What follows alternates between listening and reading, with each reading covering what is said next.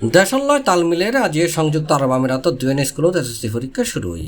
এপ্রিলের 10 তারিখ বৃহস্পতিবার সকাল 8টায় আমিরাতর এসএসসি পরীক্ষার্থীদের মাঝে প্রশ্নপত্র বিতরণ করা হয়। যে দুয়েন স্কুলের ছাত্রছাত্রী হল পরীক্ষাতে অংশ লই ইনলদা রাজধানী আবুধাবির Sheikh Khalifa bin Zayed Bangladesh ইসলামী স্কুল এবং উত্তর আমিরাত Ras Al Khaimah English private school.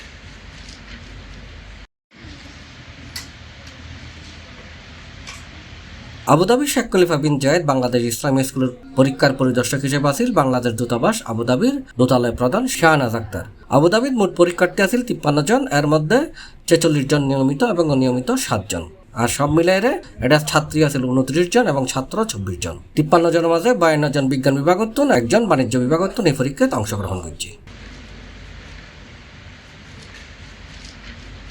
অন্যফালদি Ras Al Khaimah English private স্কুলের নেজি পরীক্ষা পরিদর্শক আছিল দুবাই কনসুলেটর কমার্শিয়াল কাউন্সিলর আশিস কুমার সরকার। এই স্কুলত মোট পরীক্ষার্থী আছিল 29 জন, নিয়মিত পরীক্ষার্থী হিসেবে 27 জন এবং অনিয়মিত পরীক্ষার্থী আছিল 2 জন। এর মধ্যে 16 জন ছাত্র এবং 13 জন ছাত্র। দুইন স্কুলের ছাত্রছাত্রী হল সুন্দরভাবে পরীক্ষাতে অংশগ্রহণ করিয়ে পরীক্ষা দিয়ে বলে জানাই স্কুলের শিক্ষক শিক্ষিকাও।